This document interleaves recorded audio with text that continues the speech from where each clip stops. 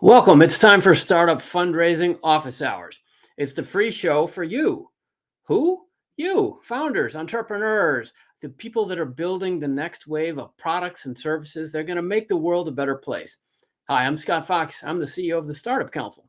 We're here tonight to help you advance your business. Maybe talk about some fundraising, some strategy questions, the obstacles that are slowing your growth. Who is us? Us is the Startup Council. StartupCouncil.org is a community service group that I founded that operates worldwide. We're helping entrepreneurs from all over the world level up, building on-ramps to the internet economy, the digital economy, the world that you want to be participating in if you're going to make something big that puts your dent in the universe. Why? Well, I believe that entrepreneurs are the world's best shot at improving things. The politicians aren't going to do it. So the entrepreneurs among us need to step out and make some noise. We need to get together, build the networks, build the relationships that you need to raise the money you need to bring your ideas out of your head and out into the world. We're here to help you every month during Startup Fundraising Office Hours.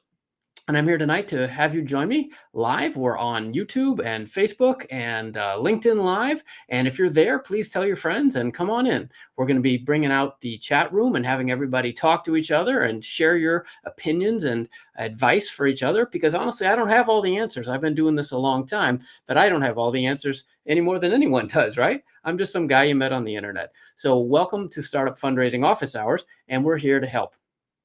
So what we're going to be doing tonight is taking questions from the audience and having people come on camera if they want to practice their pitches or if they've submitted questions. And I'll be trying to help them based on my decades of experience.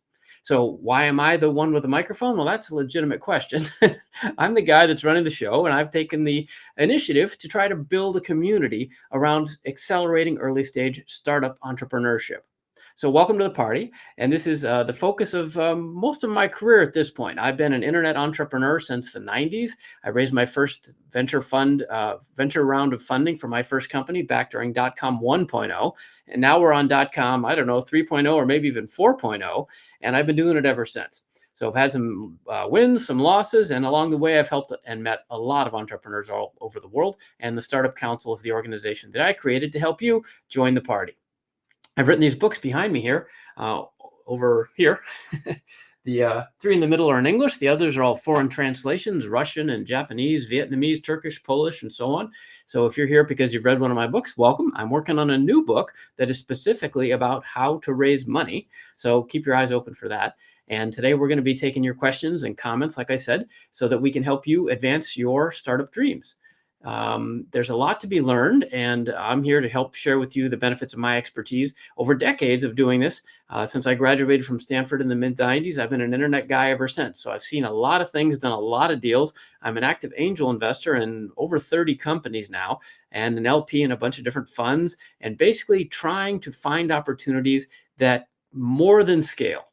And that's really the thesis of venture capital type investors. Every type of entrepreneurship is valid, but we're really looking for hyper growth opportunities. That's what VC investors and angel investors, which is what I am, are looking for. So it's a special kind of language, a special way of thinking about the world and of evaluating business opportunities. And I want to help you figure out how to do that too. That's what we're doing tonight.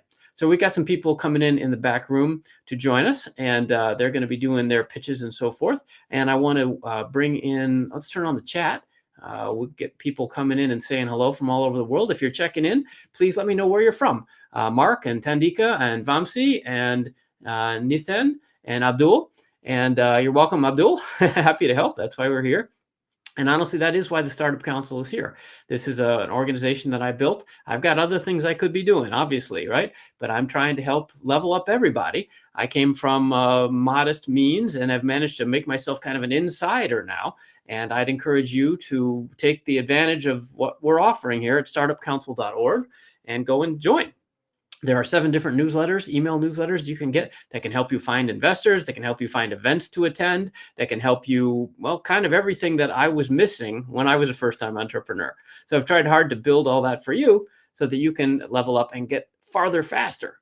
All right, so Laval is here, and Doug from Toronto, and Kelvin also from Canada, Omid from Orange County, And let's see, Ace Digital Productions from Las Vegas and Cape Town. All right, great. All over the world tonight. And I can see backstage, we've got a Matthew and a Professor G. They're going to be joining me on camera here in a second. And I'd encourage the rest of you, if you are watching on LinkedIn, come over to YouTube and subscribe. And most of all, we'd really appreciate your likes and comments on LinkedIn and on YouTube, because this is all social media algorithm driven, right? And I don't make any money doing this. This is honestly a community service. But when we do it, it takes a lot of planning, more than you'd realize, and more promotion, and then follow up and blah, blah, blah. And I have a team, of course, and we'd love your support in spreading the word so we can help more people. That's the idea. More people can be helped. So people like Monica from Dubai, and Nitin is from Laguna Niguel, and Nick from Palm Beach, Florida. And yes, some questions are coming in here. And Jagadish from India. We're in India, Jagadish. We're doing it, that's a good point, actually. Guifeng, Rick from San Diego. I'm doing it at night. This is nighttime for me, right? I could definitely be doing other things, but I'm doing this at night now. I've done it for years at lunchtime for me when it was most easy. But what I've started doing lately is doing them in the evening. Why? So I can help you guys in India and Australia, in the Middle East, trying to reach other markets, right? There's so much knowledge here in Silicon Valley, and most people don't share it. So I'm here to try to share with you, and I'm taking time on a Tuesday night to try to help you guys during your business day. So we'd really appreciate whatever likes or subscribes or references that you have to your friends. Bring your friends in. You can invite your friends to join us right now. In fact, we're live on YouTube or on LinkedIn. Of course, you can come find me on LinkedIn and say hello, and follow the Orange County, the Startup Council as well. All right, so we're about to get in, and I'm going to bring on a couple of our friends. It looks like some of those people, at least one of them I saw, Omid, you're at the wrong link. You sent in a question or a pitch, right? So you need to go to the Backstage link. Go look at the sign up again on Eventbrite, and you can get the link, because I can't bring you on camera to pitch if you're in the public chat room, right? You need to be backstage like some of our other friends. And that's a different link, which apparently Matthew and Professor G figured out. So I'm going to bring them on here in just a second. But I just have to say a couple things. First of all, this is not qualified legal or financial advice. Please consult your own advisors. This is free advice. I'm just doing my best to try to help you, but I don't know you, and I don't know your situation. I don't know your business. So trying to help you and point you in the right direction, but you definitely should consult your own professional advisors, all right? Don't take this too seriously. This is for entertainment purposes only. Also, this is being recorded and will be shared online worldwide. So please don't say anything too confidential or anything stupid, and because it will be located in the replays potentially forever, right? So that's how the internet works, and YouTube. And speaking of that, if you have questions, and if you're one of those people who's watching this later and you're watching it on YouTube, you can comment on YouTube and we'll follow up and try to answer your questions. So this is not just a once a month show. This is a kind of a all the time we're trying to help you sort of business, right? Not even business, service. So if you want to go over to YouTube or LinkedIn, even tomorrow or next week or even next month, and ask something, I will try, and my team will try to help you. So that's what we're doing, and that's the vibe. Okay, so I hope this sounds like you're in the right place. And thank you, Tandika, for getting up early in Cape Town. Yes, it's early side, right? This is we're hitting midday in India and Australia this time.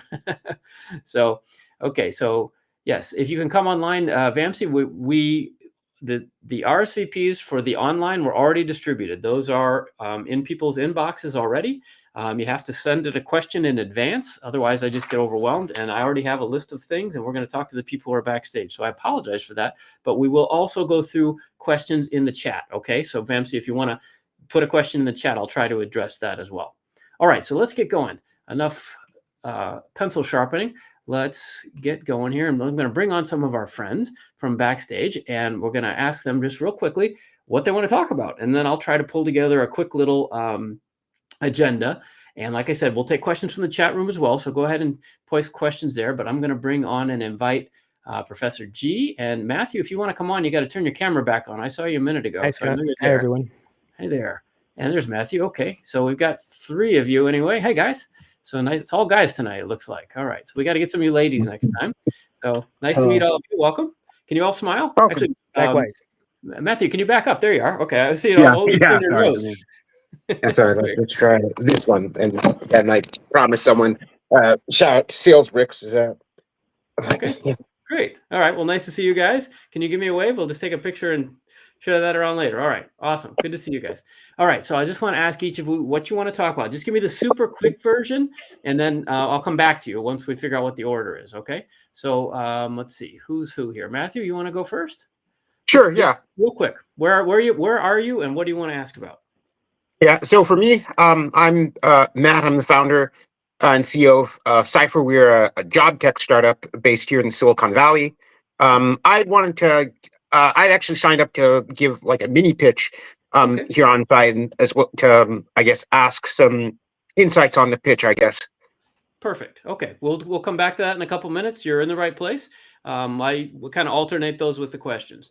So who else do we have here? We've got, sorry, I don't know all your names. Professor G. That's this gentleman here. Hey there. Hi, everyone. I'm Mauricio Gonzalez. I'm a college professor and counselor at Sacramento City College, and I wanted to take a couple minutes to share the technology I've built to ensure that students make it through the college and university pipeline and onto the workforce. Very cool. Okay. That was a pitch practice as well. You emailed in, right? I got Yes. yeah. Okay. So we'll do that. Excellent. So we got 2 pitches, and then that leaves us with our third contestant tonight is Omid. Hello, Omid.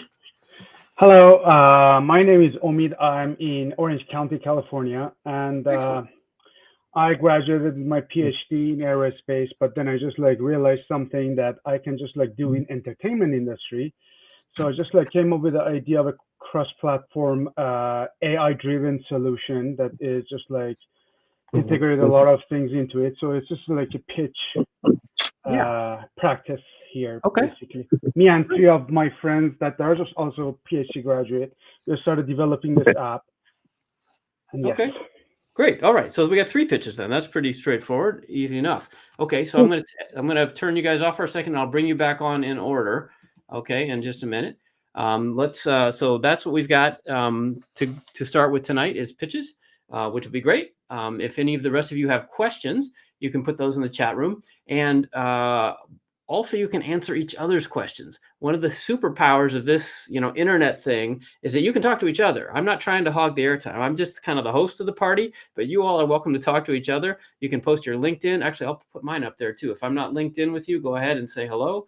Where is it? There we go. You can follow the Startup Council, and you can follow me personally, and we'll connect. Please, if you're greeting me personally, put a line in there about how we know each other, because I try to screen people that they're actually real people.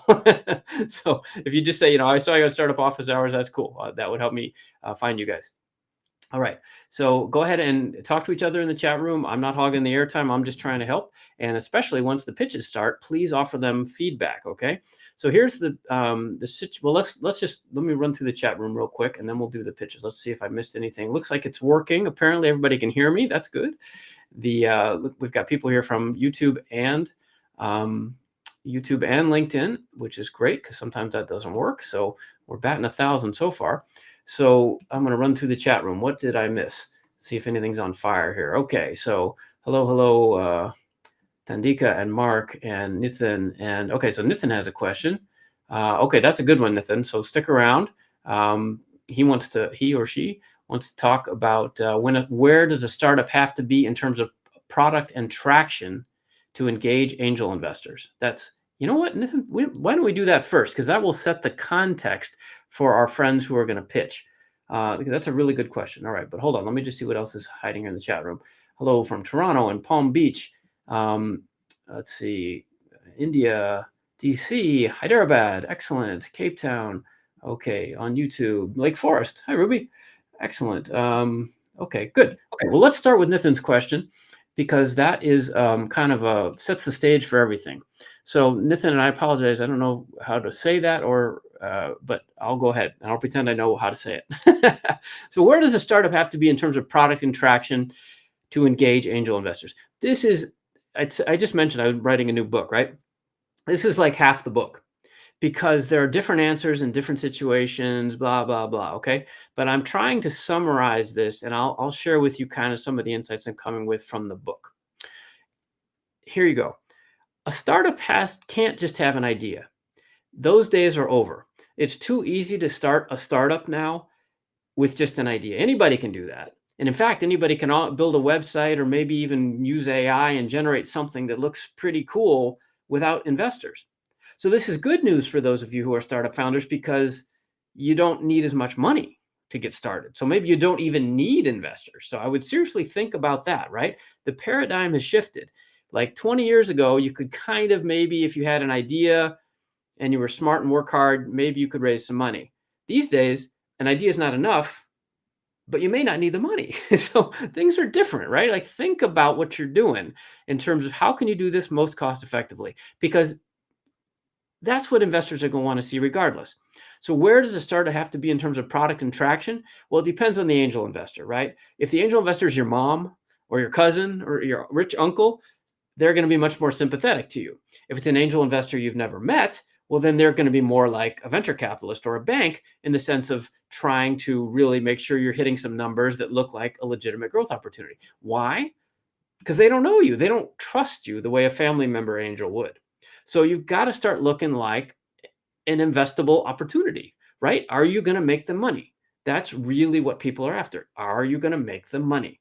And so let me give a couple quick more responses, and then we'll get to the pitches. But in terms of product and traction, first of all, the product is really important, but the product isn't as important as the business.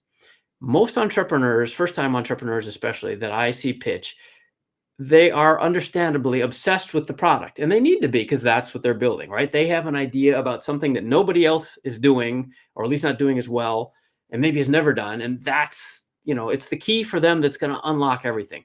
So of course they want to talk about the product. But time out. Angel investors, we're not really interested in your product. We're interested in your business. The business. How are we going to make money, right? So this leads to the second part of this question, traction. So what's traction? Traction is progress. What are you doing that is demonstrating momentum? So the easiest way to demonstrate momentum is to have, of course, revenue, right? If you have a bunch of sales and you're growing real fast, that's wonderful traction. You probably won't have trouble finding investors of any sort if you can demonstrate that there's a clear path to profitability, and that for every dollar I put in, I'm going to get 5 or 10 or 50 back.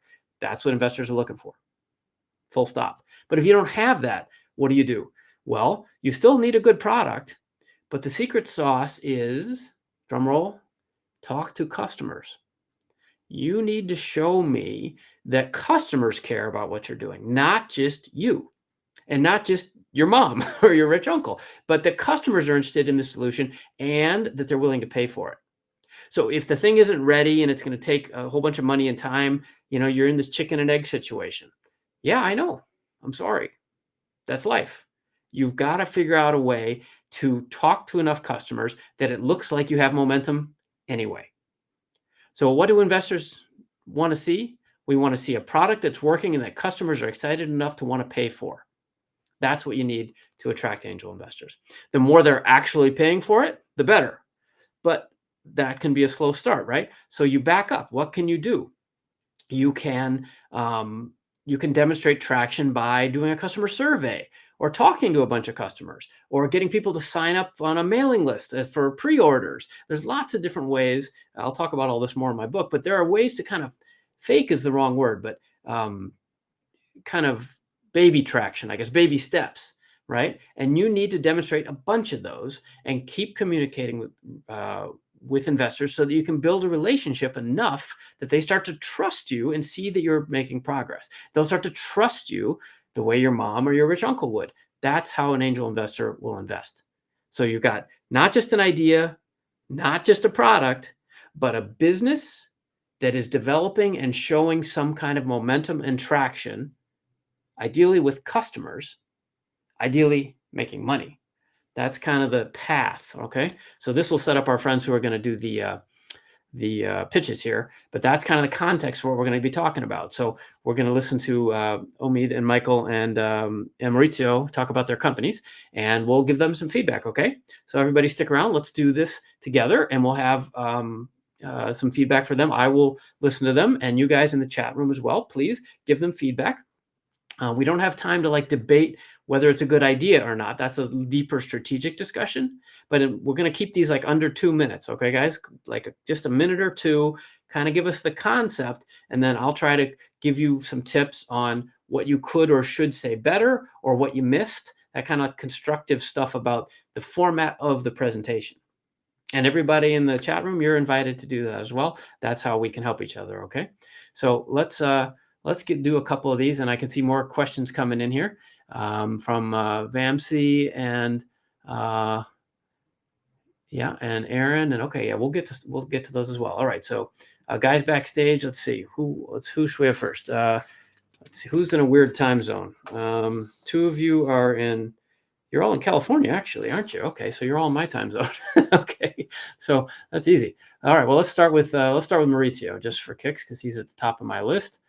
And first time I'm using this platform, Scott. So would I have to go ahead and share here? Okay, so sorry, no, these are verbal pitches only. Oh, so I didn't say that part. So we're just doing a couple minutes. I've tried that, and it's a fair point, and I apologize I didn't say that. Whenever we start sharing and stuff, things break, right? So we're just kind of gonna do, if you want to stop, I'll go to somebody else while you think about that. But the idea is just hit some bullet points, kind of like your elevator pitch. And hopefully that'll give enough context for feedback from me in the audience. Is that okay? Or yeah, do you want me to go to somebody else? Work. The more practicing, the better. I've learned over the years of. Yeah, there you go. Well, you're a professor, so you speak for a living, right? Okay. All right. Cool.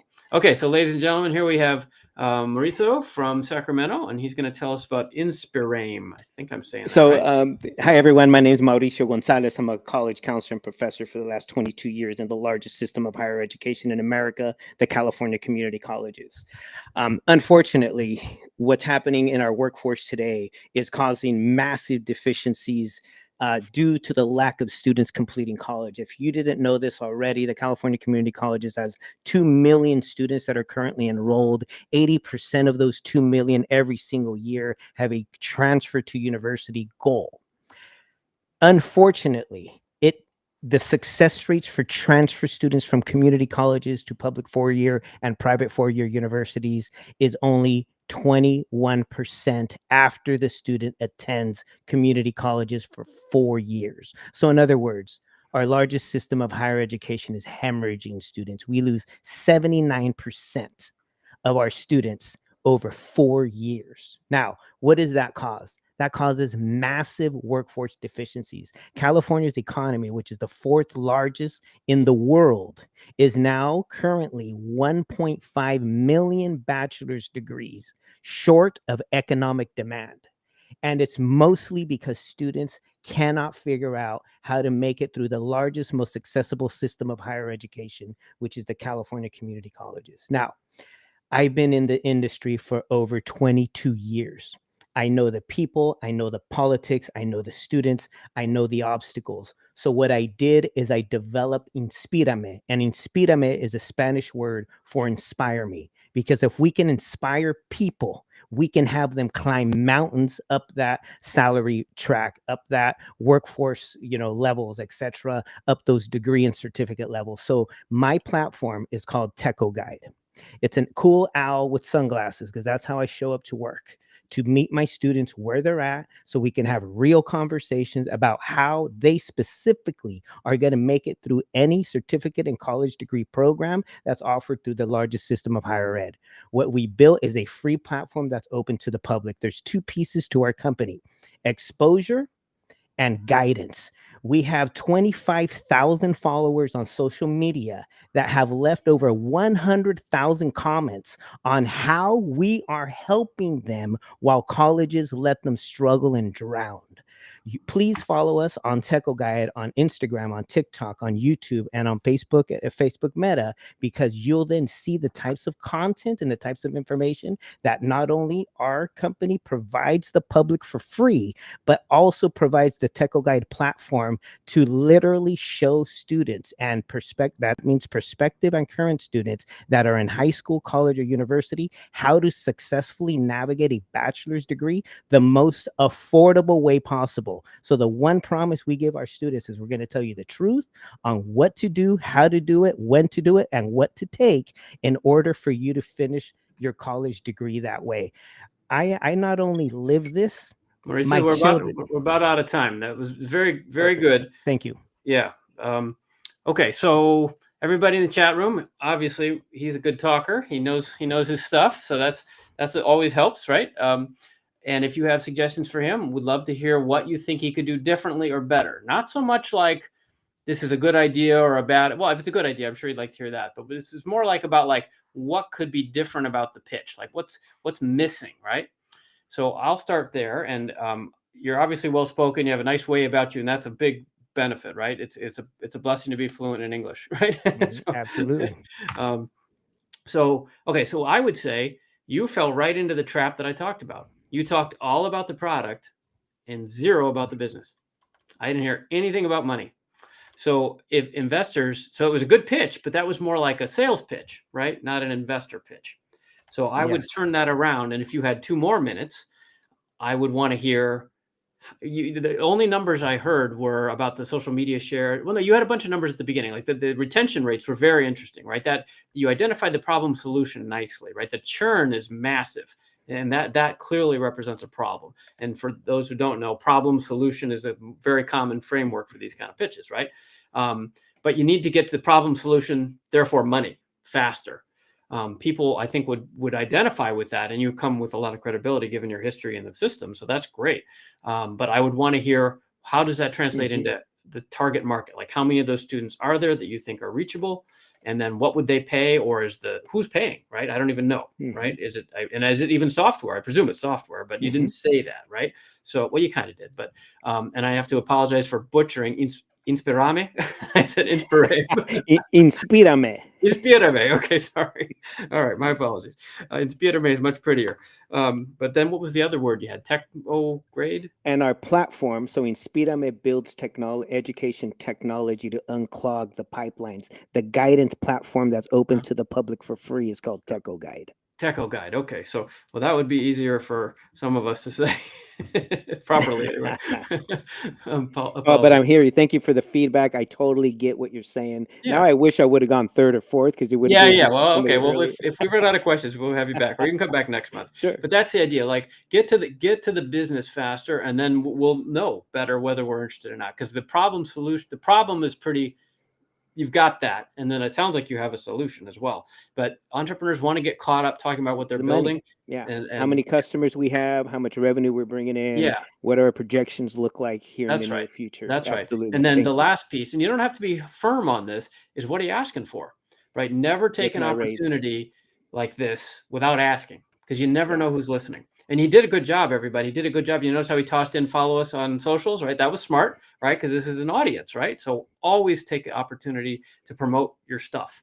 And part of that would be at the end, we're looking for whatever, $2 million, blah, blah, blah, whatever, that kind of thing. And even if you're not looking for money, as he may not be, at this point, I don't know, because he didn't get there. Oh, we are. Okay. Well, all right. But you can, even if you're not, you can always say, we're looking for, we're trying to hire this kind of person, or if anybody knows anybody at Coca-Cola or NASA, like target customers, you can ask for connections and advisors. And it's always a good idea to milk the audience, essentially. So great. Well, thank you. Nice to meet you. And we're going to move on to our next contestant here. And that was Professor G from Sacramento. A couple comments in the chat room. Ruby says, Mauricio, I would suggest to talk about how you make money and what's your ask. Well, there you go. Ruby nailed it. I know Ruby. She's a neighbor, so we go to the same meetups, it sounds like. So okay. And then Aaron says, how is TechoGuide different from the academic advisors already counsel? Oh, that's a good one. So a differentiation question. Yeah, that's a fair point. I think that would be worth addressing as well. Okay. So and anybody else that has questions, you can, comments, put them in the chat. And Mauricio, you might put in the, if you want to leave the backstage and go out to the public chat, you could enter your LinkedIn or your URL or something like that. Okay. All right. So Pradeep, yes. Okay, great. You want to practice your pitch as well. Can you just type in the message there in the backstage chat what your company is? Because I don't think you RSVP'd, right? So I don't know who you are. Can you tell me a little bit about what you want to talk about in the backstage there? All right. So let's go on to, let me just see if we got any new questions that I want to address here, because I thought I saw a follow-up from Nitin, because let's see here. All right, where'd it go?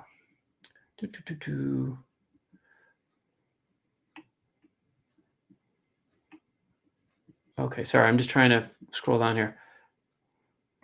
Well, let me just, oh, there it is. Nitin says, what is the best resource? What is the best resource one can access to identify angel investors interested in the space I'm focused on? So that's a great question. This is the number one question I get for years, and I've been doing this a long time. This is always the question. So thank you for asking it. There is no good answer. Angel investors are private, right? I'm more public than most because I write books and stuff, right? And I run this startup council. Most angel investors, you don't know they're there. So it's really hard to find them. So what I would suggest, here's a couple, again, this will be in my book. Look at your local universities. There's usually some kind of angel program associated with them. Google your town name or your county or your city, whatever, and angel group. There are usually angel groups, at least in most major cities. Here where we live, I think you said you were here in Orange County as well. Tech Coast Angels. I belong to Tech Coast Angels. We're the largest angel group on the West Coast, probably in America. It's about 400 of us. And we look at all kinds of stuff. So do your research. Go, Google is your friend, and look for angels. And those are two great places, universities and then angel groups. And then another one is to look for something about you. If you have any personal characteristics that are distinguishing about you, like you're a woman, right? Or you're a veteran, or you're an immigrant, or you're Black, or you're Chinese, anything, right? And look for angel groups that invest in that. Traditionally, angel groups were all geographical because everybody kind of invested within about an hour of their house, right? But because of one of the few good things that came out of COVID is that we can do this, right? So now angel groups are global, and you can find investors who may be interested. There are angel groups that only invest in women and only invest in veterans and only invest in people who went to the University of Kentucky or whatever it is, right? So again, Google is your friend. The other answer I have, because I get this question so often, is, I'm going to put this on the screen. We built this for you. There is a directory of startup investors, believe it or not, called startupinvestorsdirectory.com. And I built this for you guys. So this has about 3,000 early stage investors from all over the world, and it delineates their investment thesis, where they're located, their contact information, and their portfolio, what they invest in, what they don't invest in, all this stuff, and it's all searchable. So we built this for you. That's one of the services of the Startup Council. It's not free. We have to cover our costs because it took years to build. But it's, I think, well, that's a free promo code, I think. So it's free for you, I guess. But it's normally $79.99. It's not $10,000. Like PitchBook, for those of you who don't know, the number one resource, the real answer to Nathan's question is there's a resource called PitchBook, pitchbook.com. And it costs so much that they won't even say on the website how much it costs. It's between $10,000 and $15,000 a year, which is ridiculous for early stage founders because, of course, they're not targeting they're not trying to help anybody. They're trying to make money, and their customers are investment bankers and people like that, right? So they're not trying to help you. So we are. So startupinvestorsdirectory.com might be useful to you guys. And that code, I don't know if I guess it's free. Yeah. All right. So good for you. Welcome. Okay. So next up, we're going to do another pitch, and then I'll get back to some more. Okay. So Pradeep, no, you're in the right place. Just talk in that chat room right here and tell me what your company pitch is about, please. And I'll bring you on if I can. Thomas, we don't have more time. This is going to run out, and everybody, you need to RSVP before the show, right? I usually take these things at least 24, if not 48 hours in advance. Sorry, it's just too hard to do, in real time. So if you want to prep for next month, I'm happy to have you on. So Matthew, yes, would you like to be up next? He just asked me backstage. If that's a yes, then we'll bring you on. Okay, here comes Matthew. How do we do this? Here we go. Bang. There he is. Can you all see me? Yes, there we go. All right, go ahead. So 2 minutes, no slides, just talk, and we'll give you some friendly feedback. How's that sound? Great. Okay, hit it whenever you're ready. Okay. Well, thanks, y'all. My name is Matthew Gabriel. I'm the founder and CEO of Cypher. We are a job tech startup based here in Silicon Valley, and we're looking to change the way that staffing sorry for the stuttering, but change the way that staffing is done for small companies and manufacturers throughout the United States. Right now, as far as per May of 2025, there have been about 150,000 layoffs across various different sectors. Many job seekers are looking for work, but in spite of that, many are also my sincere apologies. All many are also going through difficulty in searching for jobs due to phenomena such as ghost jobs and fake job postings. BL statistics for the previous year determined that as many as 24 million job seekers have fallen victim to such scams, and they're estimated to have cost the job market at least 50 billion in essentially damages. And despite this, there's not been a lot of mobility from the market to address these needs. We are looking to my sincere apologies. Okay, that's why you practice. No worries. Tell me about the business, though. That was all product. Tell me about the business.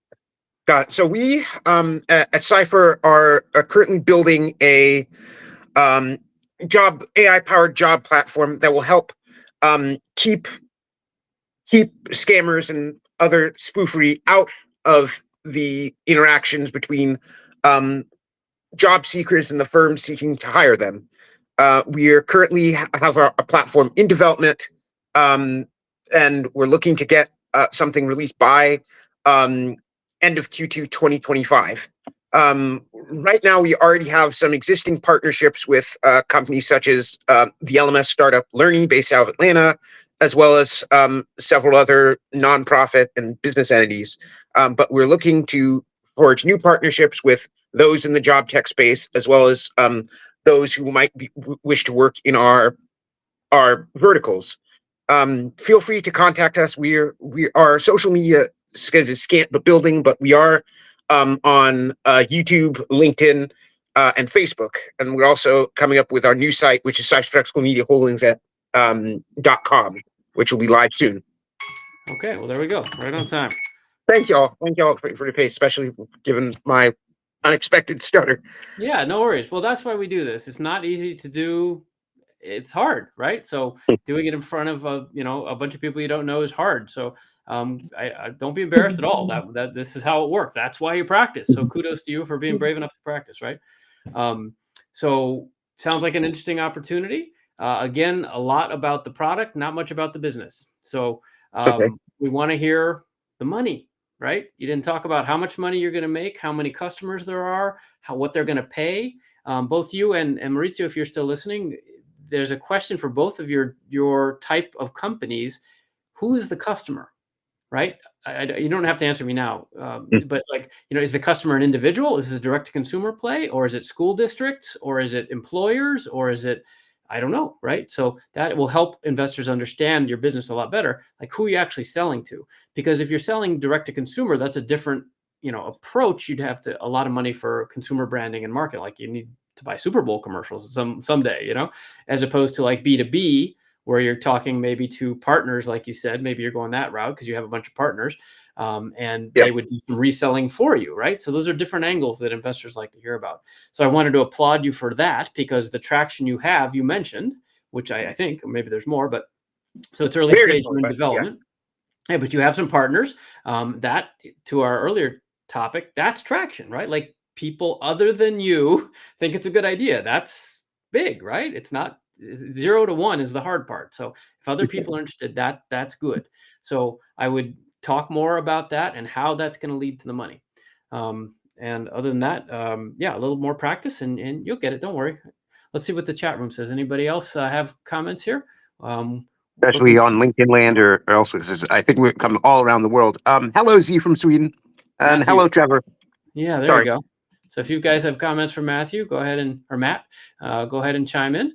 And I think you're on the way, right? So just practice. And here's the thing I do. If I'm going to do a pitch, I try to have a few bullet points. And if first timers will try to write like on note cards and memorize it. and then you'll get flustered and you'll lose it, right? Give yourself like 3 or 4 bullet points. And then depending on how much time you have, you can kind of expand or contract them, So your points are like, what's the problem? What's the solution? Why us? And how we're going to make money. And then like make sure each of those is no more than 30 seconds if you have 2 minutes.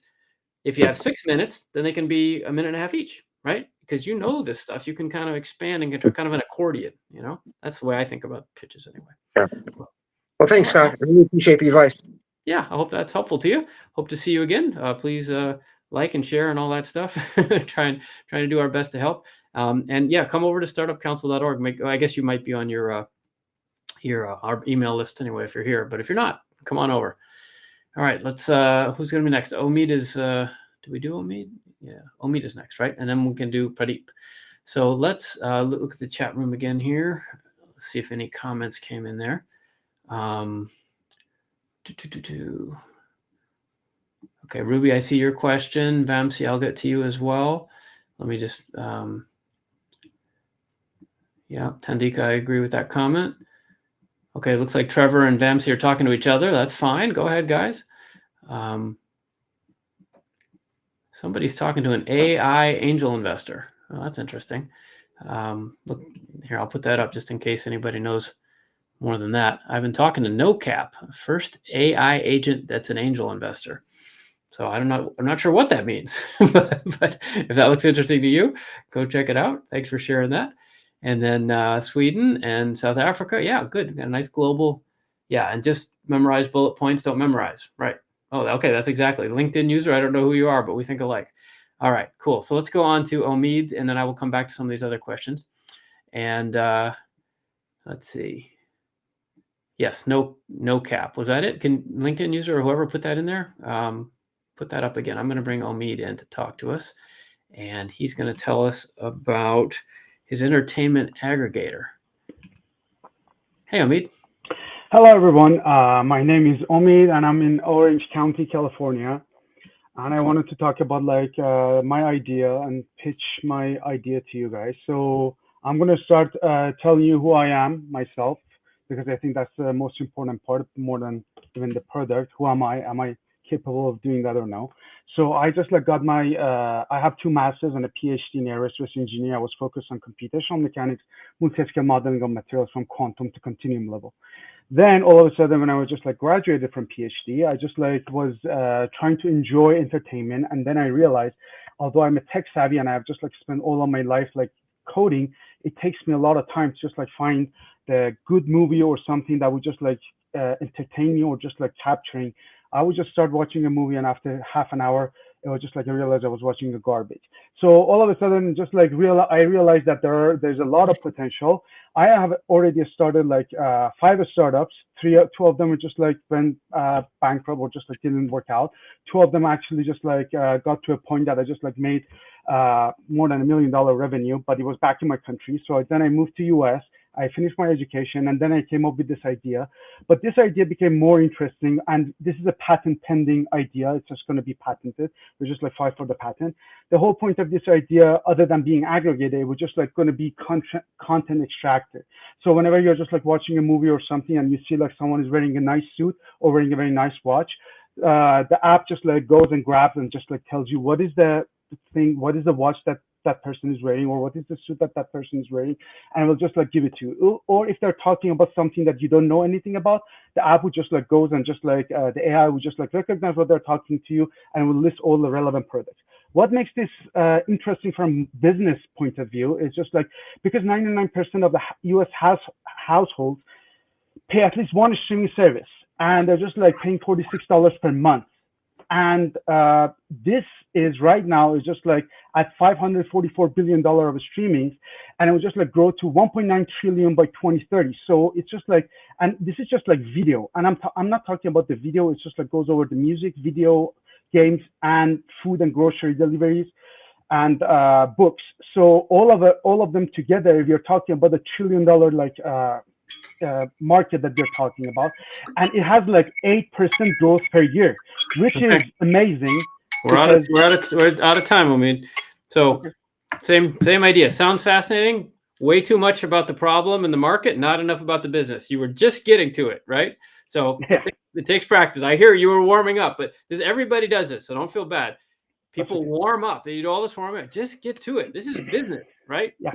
Tell us. We're going to make $1 billion in 3 years. Go, right? That's true. Yeah. So especially if you have a very impressive academic background, right? You're used to a lot of proof points, right? Step, step, step, step, conclusion. Turn it around. Tell me the headline, and then back it up. I think that would be useful for you as an engineer, Sure, right? yeah, You're a very logical thinker, but give me the conclusion, and then you can impress me with the backup. So I'm sorry to cut you off. It just I was just. It sounded like you're going the right way and you're smart enough. So I'm sure you were about to tell me the numbers, but what we really need is unit economics. What you have, you're blessed by having a problem that is more obvious to people than our previous two pitchers, Matthew or Mauricio. Because like you said, everybody subscribes to streaming services, right? And we all think we're paying too much. So you're not going to have to explain that a lot, right? Just kind of toss it out there. You don't need to defend that. That's not your PhD thesis, right? Everybody's going to agree, right? Yeah. Like, this sucks. Okay, you got an answer? Great. Who's the customer? How does it make money? When? Okay.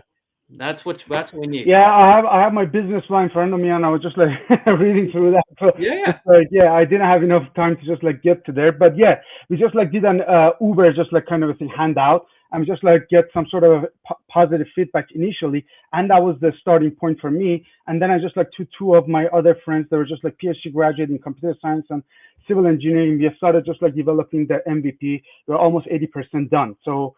And we're aiming to just like, I think we are going to be like $1 billion, like in a year, something revenue maybe soon. Great. Even 1% of the market would just like be more than $1 billion. Yes. Okay, but don't do that. Investors hate that.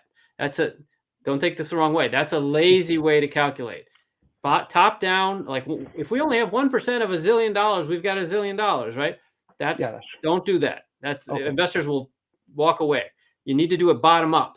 We have this many customers over this amount of time. They cost this much to acquire. The average price is this with a gross margin of this. And like build it from the bottom. You're an engineer. You can do this, right? It's a very simple spreadsheet, but build it from the bottom up, and then I'll believe your numbers, right? Okay.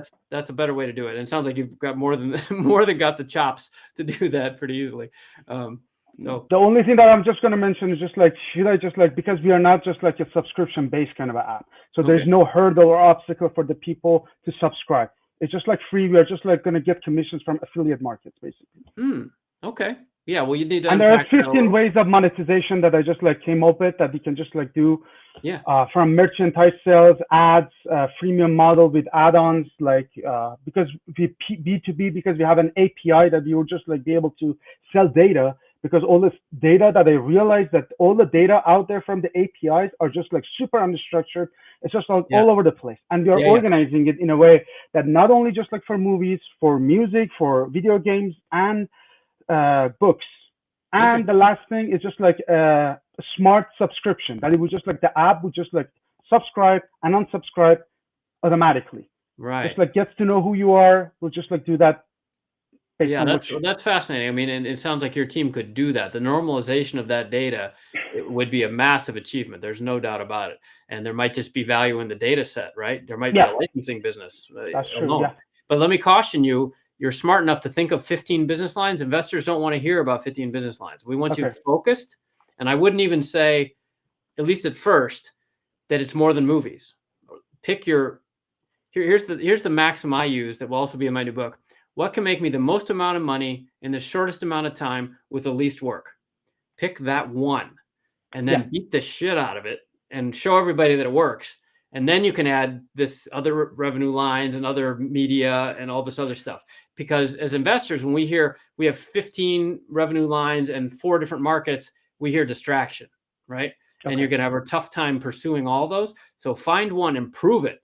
Like become the king of whatever the first one is, and then the money will flow, right? Because you figured it out, and then you can cookie cutter it across the other, both horizontal and vertical, and that would be amazing. So that make So sense? one thing, like, I'm just gonna ask for the last question. The only thing that they added the rest of like music and books was just like, because when you're just like watching a movie and you just like look for similar movies, you love a movie so much, and just like saw, oh, what's the similar movies? And the movies are garbage. Again, the similar movies are garbage too. But maybe I want to just like see similar music Yeah. or similar books.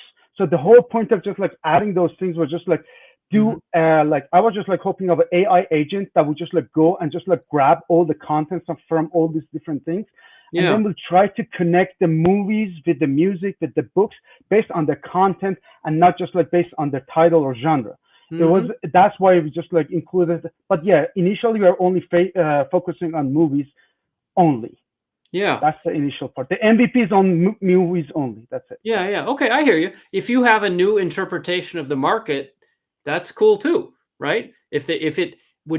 By which I mean, what you said makes sense if it doesn't require a whole bunch more work to also do the music and also do the clothes and also do the video game. No, we are right? already done with 75% of the MVP, and we already included most of this stuff.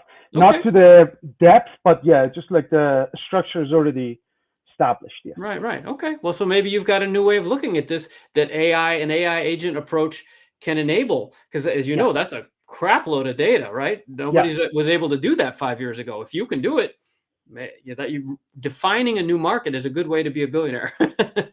But I was just like hoping that because it's going to be because out of the college, right after college, I started doing that because I had a background in like entrepreneurship. I started like 2 businesses. So I'm just like looking because I was hoping that I could just like attract investors. So that's the part that you can call us nerd or whatever, but we're just like stuck in where we can just like find the people that are right people and we can go and pitch it to them, because it has become very hard to get your foot on the door. And it's just like, they don't even give you enough time to just like even pitch your ideas in a way that they would just like show what you're trying to say. So that's where we are just like having problems basically. Yeah, I agree. We're going to have to move on, but I will answer that question. And because we still got to get to Pradeep and some other questions. So I'm going to let you off camera, but I will answer that question. It's a good question. And congrats on the project you're making. What Omid is doing sounds pretty impressive, because if he can do it for entertainment and media, he can do it for a lot of other things. So that's a pretty impressive team. So how do you find investors that are interested when none of them seem to be interested, especially if you don't have traction in your pre-product? It's a big problem, right? The answer is research. What you need to do is, this is another one of those things. I call it a Fox reversal. Founders want to spend, like I said, 80% of their time talking about the product and only 20% on the business. You got to flip that. Same thing with investors. You want to spend 80% of your time pitching and only 20% of your time researching them. You got to flip that. You got to reverse it. You got to spend 80% of your time just finding the right investors. Because if you get a bunch of no's, it doesn't necessarily mean that no one's interested. It means that you're in the wrong room. You didn't do enough research to be in the right room with people who are interested. Okay. So you got to do a lot more research, and don't waste your time or my time as an investor by pitching people who aren't interested. You got to double, triple down on research before the meeting. Figure out every investor that you want to talk to, or that you think you might want to talk to. What do they invest in? Not just that they invest in media or they invest in AI. That's not enough. They invest in agentic AI applied to media, or they invest in med tech devices to cure cancer of the veins or something, specific, right? Or they invest in women founders who live in the South who are doing things with beauty products. I don't, whatever it is. There are investors in almost every niche these days, and it's incumbent upon you as a founder to triple your research so that you don't waste your time, right? This is the biggest disconnect in the internet, in the startup ecosystem, is the amount of time that's wasted in matchmaking. So if you want to find the right investors, like I said, we built this thing, and it's not perfect, but I'll put it up again, Startup Investors Directory. I built this because I know that everybody has this question, and we built it so that all the investors that are listed there, it shows their portfolio. So what you need to do is go and use the search tool. So I'm an early stage company in aerospace software, and I want to find investors that do that, and then find some, and then look, what have they invested in? Find similar companies, right? And like, these guys made a bunch of money in a company that was kind of the equivalent of ours 10 years ago. Well, what does that mean? They made a bunch of money. They'll probably like to talk to us because we can make them more money doing the same thing. The pattern recognition you hear about with venture capitalists is exactly that. Find people who already did this. Or if you can't find VCs, think about companies that are active in your space and who started those companies and are now retired. Why? Because they got some money and they already know this stuff. They're going to give you the benefit of the doubt, like your rich uncle might, not because they know you like your uncle does, but because they understand the business. And if you spend your time pitching to investors who don't really do your industry, you're wasting your time. But if you can find people that already know your industry, it gives you a big step up. So anyway, I hope that's helpful. That's kind of my take on this. That'll be unpacked more in future videos and videos and this book I keep talking about. Okay, so let's talk through. Pradeep is still here. Pradeep, I hope you can hang on one more minute. It's kind of midday. I think are you in India? Because it's middle of the day there for you. So hopefully you're in India, and because everybody else on California is trying to go to bed. So let me just look at the chat room. Sure, thank you, Pradeep. Okay, cool. So Pradeep will be the finale, but let's just zoom through the chat room because I know there were a few other things here that I thought were interesting, and I promised to get to. Let's see. VAMC is volunteering to help connect businesses and investors.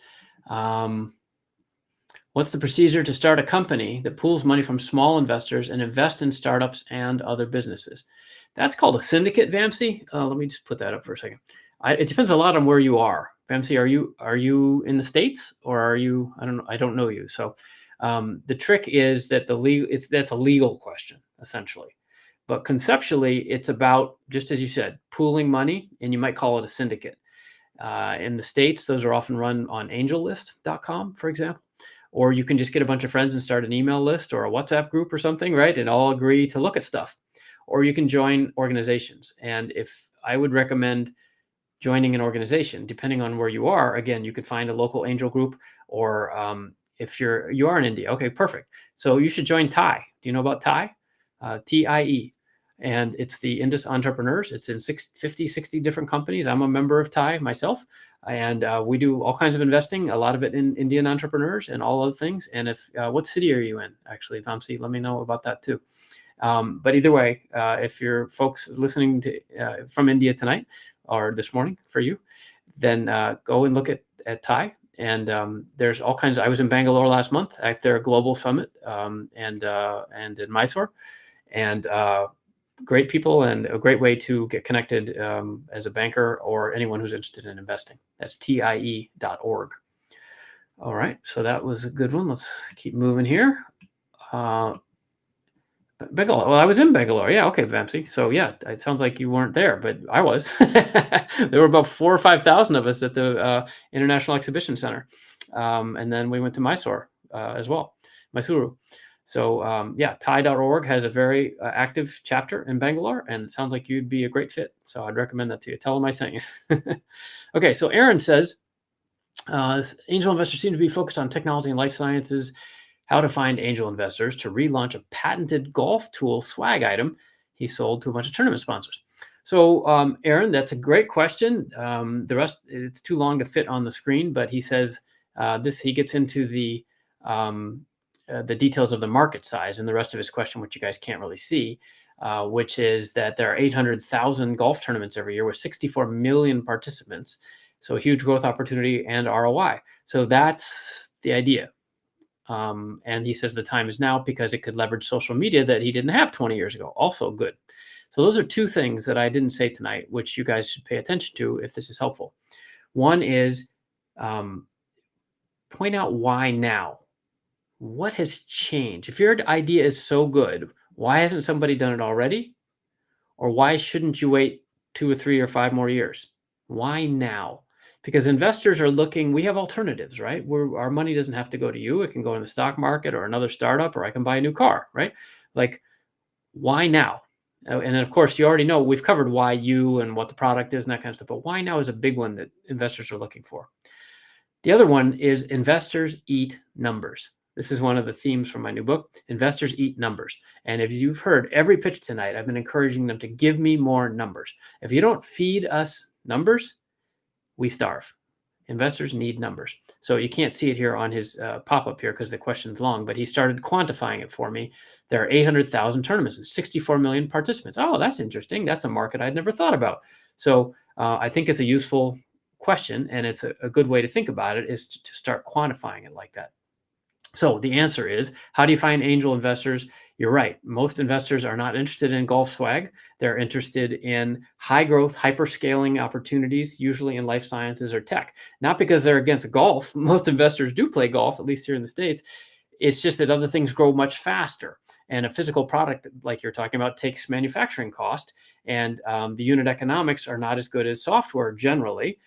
Because it costs you whatever $50 to make it, and you sell it for $100, and there's a bunch of distribution costs, and you'd be lucky to have a 20% or even 10% profit margin, right?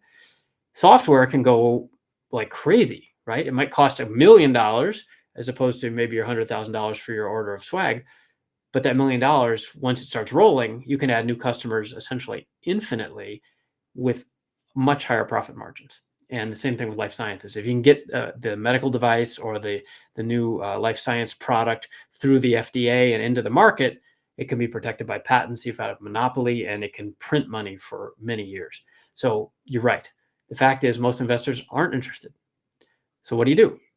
Rewind the video. As I talked about 20 minutes ago, more research. It's not going to be easy because investors like me, we're all distracted by software. Software is much easier, right? Makes a lot more money faster. Why wouldn't we want that, right? I'm not interested in golf swag. Too much work, right? You got to ship stuff and print stuff and sell stuff, and then there's returns, and there's sales tax and all this stuff, right? So you need to make this look really easy with returns that look like a software growth hockey stick, and triple your research. Again, rewind. Look at what I was talking about before. Find people who play golf. A lot of rich people that play golf. That's you're in. Because they play golf. I presume you play golf. You're already friends, right? So you got to lean hard on that. I wouldn't bother going to most pitch competitions. I wouldn't bother coming to stuff like this even. I mean, I'm happy to help you, but this is mostly software, right? You're kind of in the wrong room. Happy to help. I'm not putting you off. I'm happy to take the question, right? That's my books are all not just software. They're for everybody, right? But it's a different class of investors. It's probably not a VC play. So go play golf. Go meet people at the club. I think that's your answer.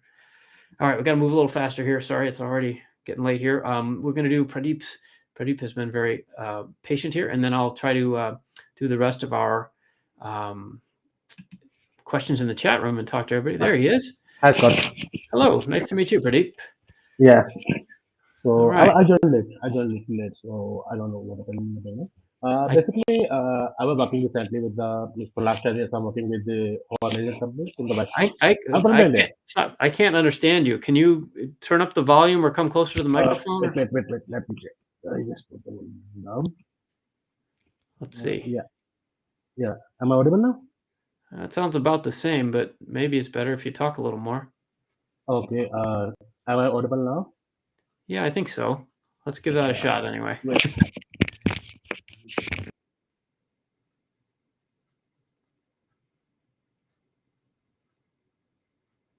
He's playing with his settings here. Now?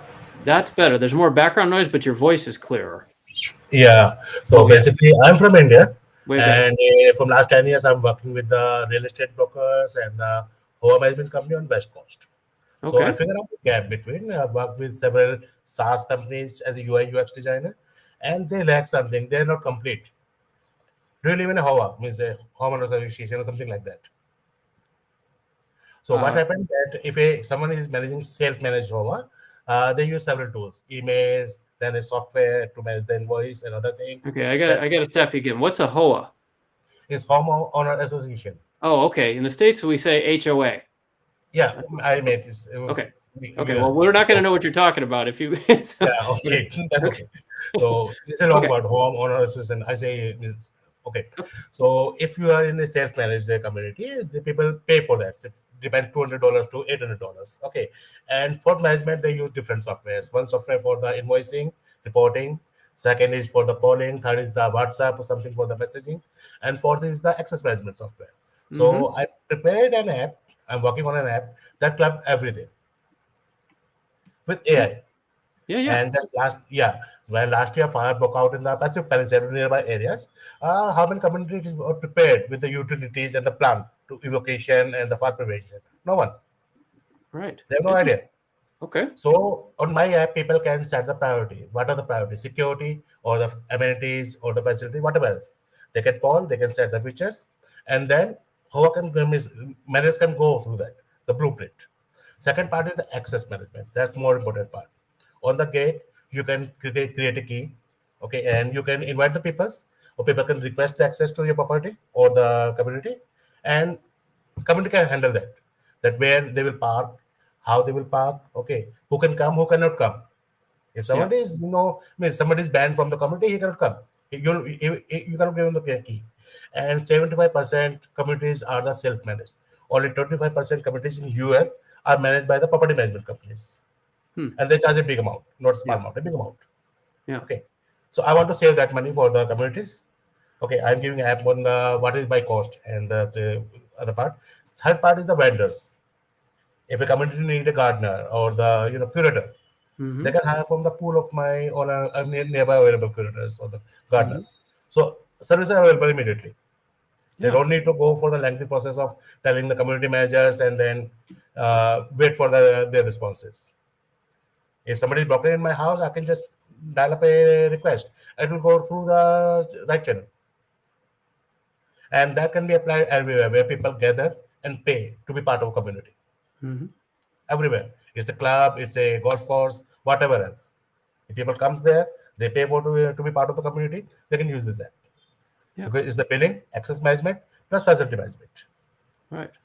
And main part is people can decide, they can poll on everything in an instance. Okay, I think that's a couple minutes. I get the idea. That's a great idea. Nobody's doing that? I found that there are 10 apps for that. No one is complete, no one is perfect. I found the gap. Yeah, that's interesting. Well, that's a big market for sure. So interesting. It makes sense. I own some real estate, and that's always a pain in the ass. So basically, I had some early traction. I talked to several committees, homeowner association, and they replied that if you have this app, we'll be the early adopters as a beta testers. Okay, I want to set the pricing. I don't know. I never discussed that. Never planned that. What is the pricing? But I want to keep it minimum. Yeah. Okay, and pay as you go. Yeah. It's pay as you go. Not that you pay a subscription, minimum subscription, then you charge the according to their uses. If you are not living in your flat for 2 months, it's empty, then price will be lower, very lower. And if there's a tenant with a big family, then price will be a little higher. Right. That the society can handle. How far along are you with this? If you 70% MVP is ready. 50 communities already backed up for the beta tester. I want to give them for 6 months free trial. Then it will be chargeable. Okay, good. And I'm targeting California first because I know the market better. Right. All right. Where are you though? I'm from the India, but I work mainly in the LA and mostly with realtors in the Beverly Hills and Tustin and Orange County. Right. Okay, great. Okay, well, so my feedback would be there's a specific format that startup pitches usually use. I don't know if you know that or not. Your delivery is kind of casual and friendly, and that's fine, honestly. Most people do like what you saw the other guys do, more like problem, solution, market size, chop. Either one can work. So this is a little more casual. The big thing I would say is for American ears, you need to talk much slower because the accent is just I know you're in India, you don't have an accent. To us, you do. And if you're pitching Americans, you got to go much slower. And of course, HOAs, I never knew what a HOA was. So you got to be careful about differences in the language. I plan to hire a communication assistant, means something who can talk in place of me. Yeah. Okay. Well, American ears. The other thing that I liked a lot was you kind of broke it into modules of like the vendors and the servicers, and that made sense, like in terms of the different market segments that this would integrate all together, right? As a concept, that's clever, and it seems like something. The target is that declutter the phone. You should not have so many apps for the same work. You have one app that should work everything. Yeah, Yeah, it's a classic integration opportunity, isn't it? Yeah, I think you're onto something there. That's great. Any suggestions in the chat room for our friend Pradeep? Sounds with his homeowners association integration opportunity, sounds like a good one. And there'd be lots of what's interesting about this for those who are listening to him. It's obvious there's money here, right? Because real estate, there's money. Homeowners associations, if you don't know, anybody that's listening, we pay every month to the group, and then the money is run by a local board of the residents, but there's usually a property management company. So there's these layers of bureaucracy that are essentially, it's kind of like a mini government, and it's always a mess. Like they're suing each other and complaining about the trees, and it's constantly a mess. And the software is very outdated. So I think he's onto an opportunity there. Of course, the devil's in the details. So if you do this again, I'd suggest compressing the features and a little more about like the specifics of how you'd make money. But it sounds like you're about to get into some trials with people that would lend to some traction, which would be great to hear. Good stuff. That's exciting. Well, please join the Startup Council and get on our newsletters and stuff if we can help. Lots of stuff there. I hope that was helpful to you. And there's some questions coming in for you. Hope to see you again. I'm going to let you go so we can keep moving here and wrap up the show. Rishi says, how would it be different from MyGate app? So you could figure that out. Take a look, Pradeep. I don't know about MyGate. And then let's see. Let's try to roll through the chat room here, and I will address you. Yeah, and then Rishi's, I got another good one there. What's stopping MyGate from doing what you are doing? That's a great point. So this is kind of the why now, why me kind of stuff, but competition, right? We haven't talked at all tonight about competition because most of you are at the early stages, but believe me, investors are thinking about your competition all the time, and you need to be ready to address that, right?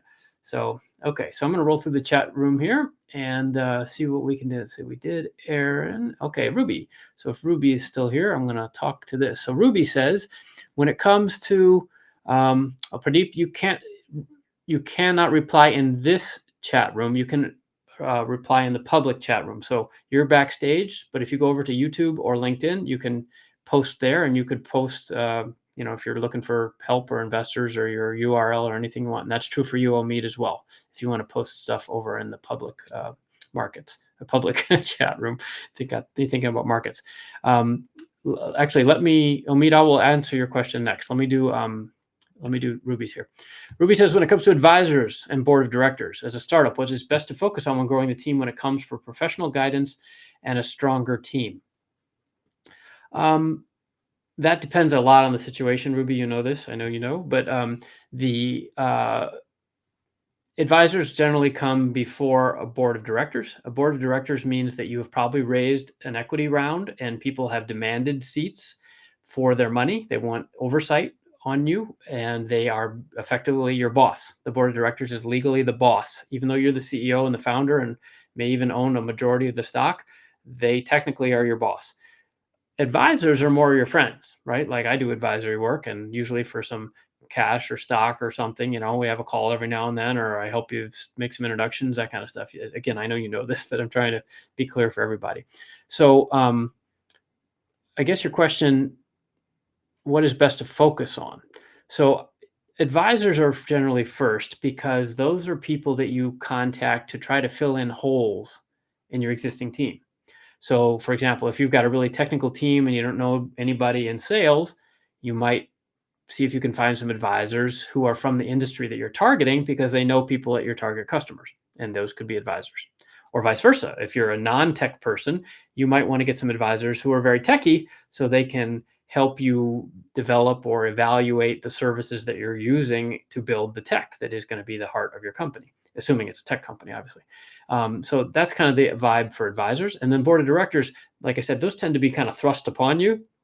When people put in money, they want board rights. They want to be able to vote on strategic decisions for the company. So those you may not have as much choice on. Generally, as a founder, you might have yourself and a friend or a relative or your co-founder or something, but then you'll quickly get additional board members who were not necessarily your choice directly. They were your choice in the sense that that's who you chose to take money from, and they get a representation, a vote on the board of directors. So I hope that's helpful. It's a good question. Ruby's company must be growing. That's always a good sign. All right, so let's great pitch at the beginning. Okay, that was some feedback. Yeah, did that. Okay, so a bunch of these questions I'm just scrolling back through, and all of you, again, you can see this stuff if you want later. You can watch the replay, and then you can watch it faster if I'm talking too slow. I've never been accused of talking too slow, actually, but if you want to revisit some of the topics, you can certainly do that. You can over on YouTube or comment later if you have follow-up questions and so forth. So, okay, going through these chats.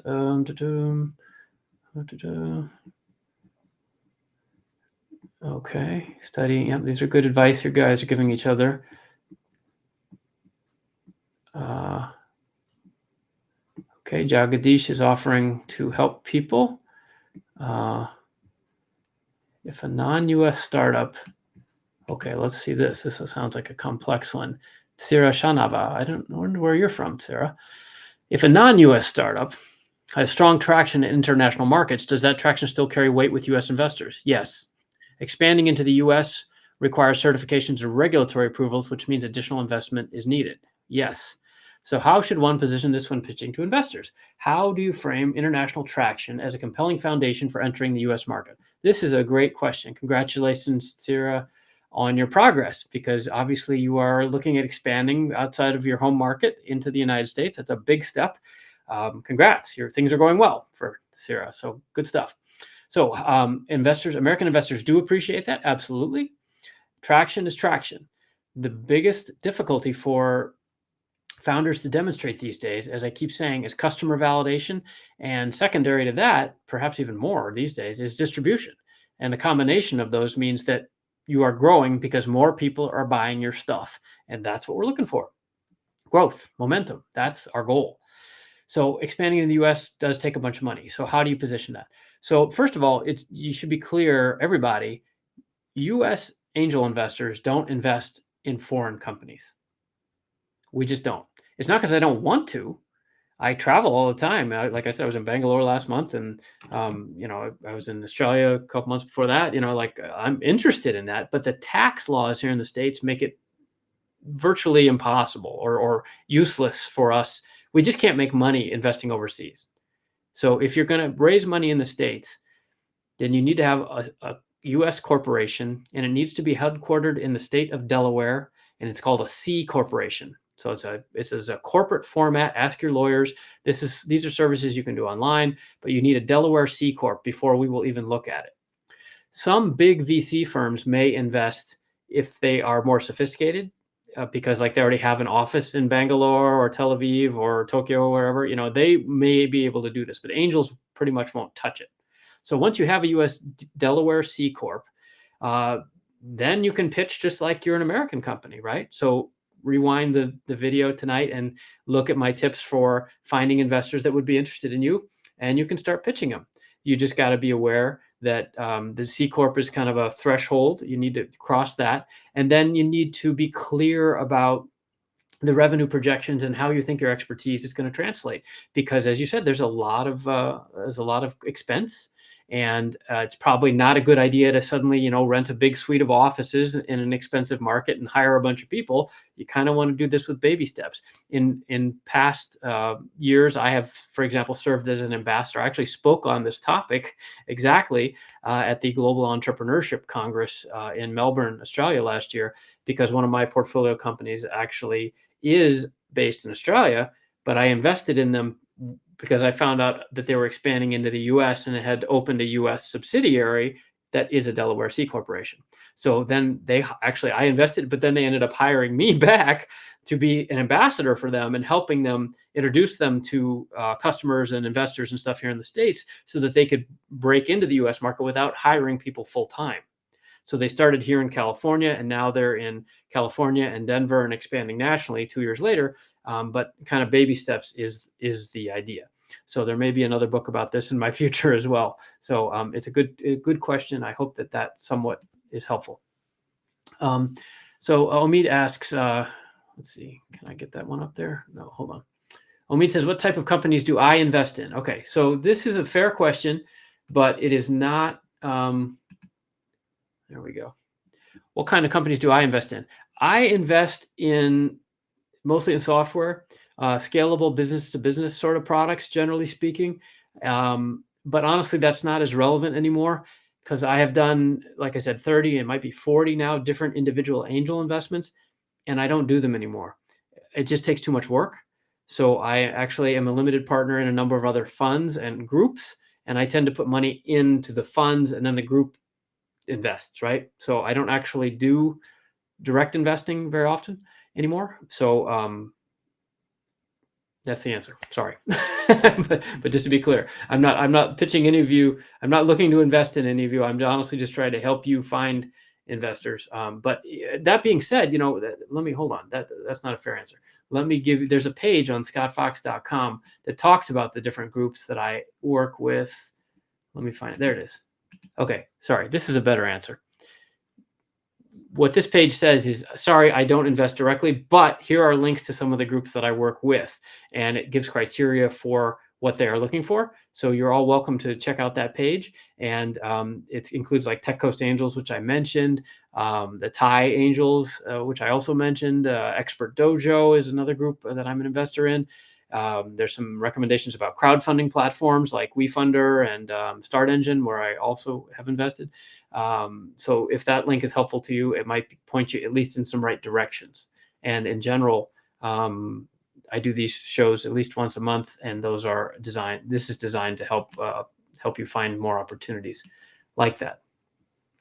Okay, so got a few more here. Nicole, give Nicole a little sunlight here. She's an AI engineer building an AI phone agent for dispensaries. My goal is, of course, to get investment on board my first 10 dispensaries. Okay, that's a great goal. That's a tactical goal. I applaud you. That's specific, right? When investors hear, I'm going to take over the world and it's going to be $1 billion, and if we only get 1% of $1 billion, we're like, okay, whatever. I like this approach much better. You're doing something unique. AI phone agents, okay, in a specific market, dispensaries, and I'm focused on adoption, which means validation and customer outreach. That's good. And your goal is to find 10 of them. Good for you, Nicole. That's the right idea. Like bite-size, step by step, and you can demonstrate that traction that people meaning investors would be excited about. Yuvraj says, what are some commonalities for cold outreach pitches that you thought were great? Cold outreach pitches do work. It's all about targeting. It's about the research I was talking about earlier. So a cold outreach should be short. It should be specific, and it should be friendly, and it should say something that interests me. What does that mean? Well, it means not sending the same exact email to 100 or 1,000 different investors. You got to do the work, guys. You got to find and say something like, at least like, I see you invested in this. We're kind of like that. And we're growing by this much a month and expect to soon have $1 zillion in revenue. We're raising this much on these kind of terms. Would love to talk to you if this fits your investment thesis. That's kind of it. And you can attach a deck or a link or a video or all those things. And you just got to get to the point. Otherwise, I don't have time. Nobody does. To read, your big story, your problem, solution, your life story, it's all lovely stuff, but you got to get the first meeting and get the second meeting before you can unpack all that stuff. So just get to the point and see if you can qualify us. And the other thing to say is, P.S., if this isn't a fit for you, do you know anybody that it might interest? Ask, right? Do you know anybody else? Because we all know a lot of people. And if you do that, I might pause and think, oh yeah, that woman, Sharon does this kind of thing, maybe I'll forward this to her. And you might not ever even know about it, right? I probably won't tell you contact Sharon because Sharon, I don't want to invade my friend Sharon's privacy, but I might just forward it to her, right? And that would be a recommended tip. All right. Yuvraj is back with another one. How do I apply, ask for money, get advice, ask for advice, get money? Yeah, exactly right. Sorry, I'm just writing that one down. Okay. So yeah, well, you said it. If you ask for money right away, you're probably not going to get it. It's going to take a few, you got to date a few times before you get married. So yeah, try asking for advice, but don't ask, like I get these all the time. Are you free for a chat? No. I'm never free for a chat. You think I got nothing else going on? I'm busy. So that's why I do this. So I can talk to a bunch of you at once. I hope it's helpful. But no, I'm not free for a chat. But you say something like, hello, Mrs. PhD, I see, you're a noted expert in AI. I'm working on this interesting thing in agentic AI. I wondered if you know about this, or maybe here's a helpful research article that I thought we would both find interesting. Like, offer to help is even better than asking for advice, right? Because then you're doing them a favor. That's even better. But I would be specific and customize it. All right, I'm going to move a little faster here because it's getting late. Okay. So this, Shigo 86, Sean, this is Sean, right? You emailed, right? I saw your email. We didn't get to it, so thank you for posting this. Quick one, how much do business valuation appraisals cost? How do you find a law firm that does them? And what documentation is needed for the appraisal? All right, let's take those in reverse order. Documentation that is needed, everything. Everything you've got, presumably you're early stage enough, but specifically everything related to money.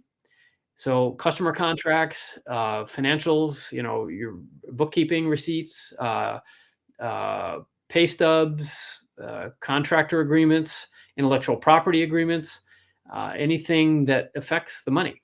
So the more the better. How do you find a law firm that does them? I don't think you do.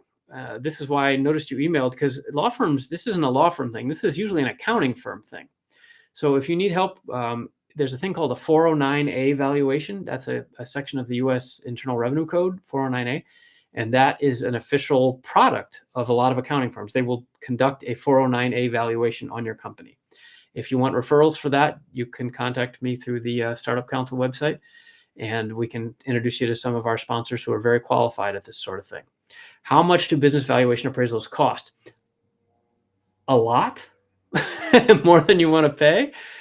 Generally speaking, the bigger, fancier the firm, the more research they do and the higher priced their people are. So it would cost thousands of dollars probably.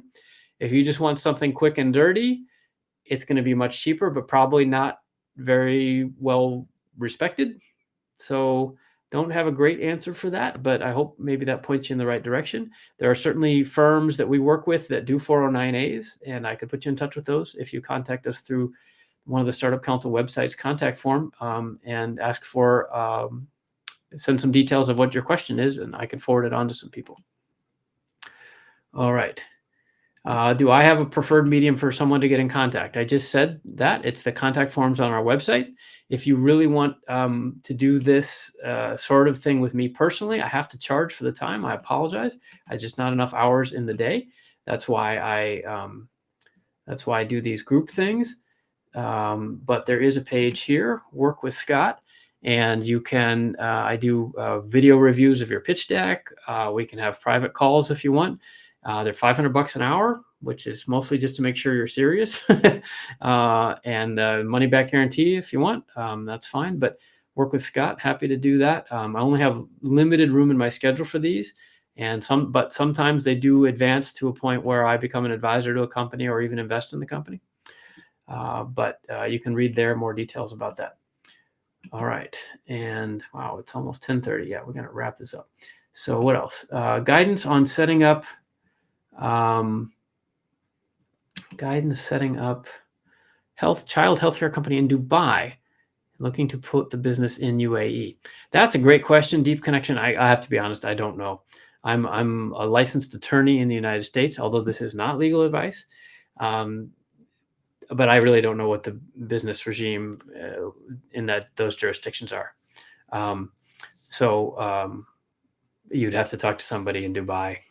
I'd happy to help you in the States, but I don't know in Dubai. I was in Dubai in December, but I didn't get a law degree there. Okay, Ji Huang Chen says we launched our app requires some initial use. We will continue growing on our own for a bit. And then we could accelerate. In your experience, should we focus on growing?